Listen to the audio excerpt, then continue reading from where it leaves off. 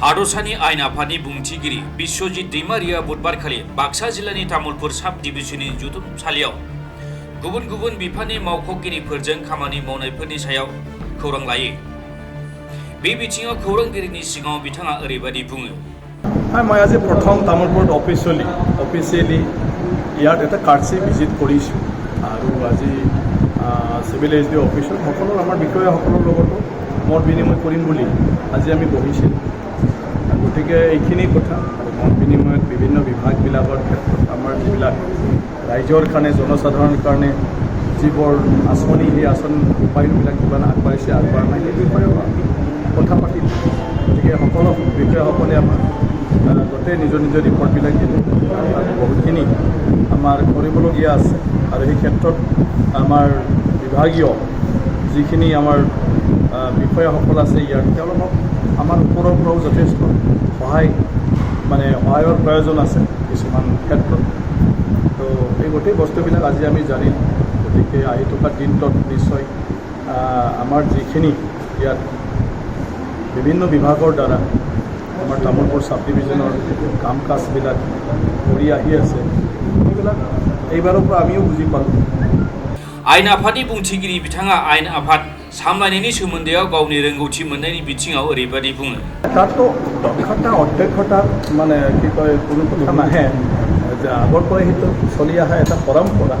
গতিকে স্পীকাৰৰ ভূমিকাটো অকল বিধানসভাখন ইয়াৰ আপোনাৰ স্পীকাৰ চেয়াৰত বহি পেলাই সমানকৈ চলাই লৈ যাব লাগে। তো এইখিনি কথা। গতিকে বৰ্তমান যিটো নতুন চৰকাৰ সেই নতুন চৰকাৰ বা নতুন যিটো বিধানসভা সেই বিধানসভা প্ৰথম যি বাজেট ছেশ্যন সেই বাজেট ছেশ্যন ভালে চলি এয়া মোৰ চব নতুন এটা অভিজ্ঞতা, নতুন এতিয়া এক্সপিৰিয়েঞ্চ। গতিকে মই শিকিও আছোঁ আৰু বহুখিনি কথা মই বুজিও হৈ আছোঁ। গতিকে যথেষ্ট অভিজ্ঞতা পাইছোঁ। গতিকে নেক্সট ছেশ্যনত আৰু আমি ভালকৈ এটা ৰাইজৰ উপযোগী হোৱাকৈ বিভিন্ন বিষয়বিলাকৰ চৰ্চা তাত আৰু ভাল পৰিৱেশত কৰিব পাৰোঁ নেকি আৰু বিভিন্ন যিবিলাক আপোনাৰ চৰকাৰৰ বিল থাকে কিছুমান সিদ্ধান্ত ল'বলগীয়া থাকে এই সিদ্ধান্ত ল'বলগীয়াৰ ক্ষেত্ৰত আৰু বেছিকৈ আপোনাৰ ডিছকাশ্যন আলোচনা পৰ্যালোচনা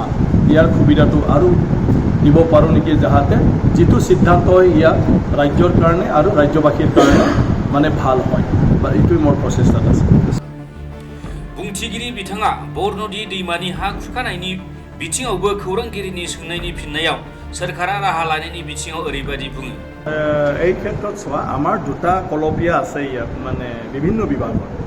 তো এটাতো হ'ল BTC হিচাপে আমাৰ এটা চলে কাম কাজটো।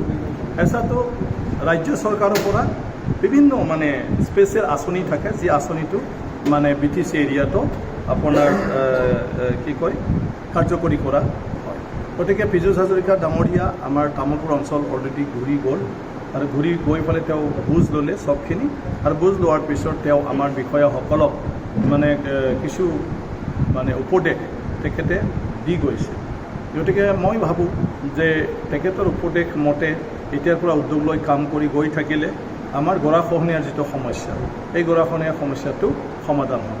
কিন্তু এতিয়া আমাৰ উত্তৰ অঞ্চলৰ যিটো আপোনাৰ বিভাগ আছে এতিয়া অসমত ৱাটাৰ ৰিচোৰ্চ ডিপাৰ্টমেণ্ট জলসম্পদ যিটো বিভাগ এই জলসম্পদ বিভাগৰ ক্ষেত্ৰত আমাৰ যিটো নীতি নিৰ্ধাৰণ সেই নীতি নিৰ্ধাৰণবিলাকে সেইটো ফ্লাড কণ্ট্ৰল বা বান নিয়ন্ত্ৰণ এইটোৰ ক্ষেত্ৰত বেছি আগৰ পৰাই গুৰুত্ব দি আহিছে আৰু সেইটোৰ কাৰণে ফ্লাডটো নিয়ন্ত্ৰণ কৰাৰ ক্ষেত্ৰত বানপানীটো নিয়ন্ত্ৰণ কৰাৰ ক্ষেত্ৰতহে বিভিন্ন আঁচনি আগৰ পৰা লৈ আহি আছিলে। গতিকে বান নিয়ন্ত্ৰণ বুলি ক'লে বান কোনটো কোৱা হয় যেতিয়া নদীৰ পৰা অভাৰফ্ল' হৈ গৈ পেলাই মানুহৰ ঘৰ খেতি বাৰীত পানী গুচি যায়। এতিয়া আমাৰ উত্তৰ অঞ্চলৰ কথাটো হ'ল কি গৰাখহনীয়া আমাৰতো সৰ্বোচ্চ শেষ কৰি লৈ যায়। আমাৰ ওপৰত বানপানী হোৱাটো প্ৰায় আমাৰ কম। গতিকে গৰাখহনীয়া কৰি বেলেগ জাগাদি ডাইভাৰ্ট কৰি গৈ পেলাই ফ্লাডেড হৈ যায়।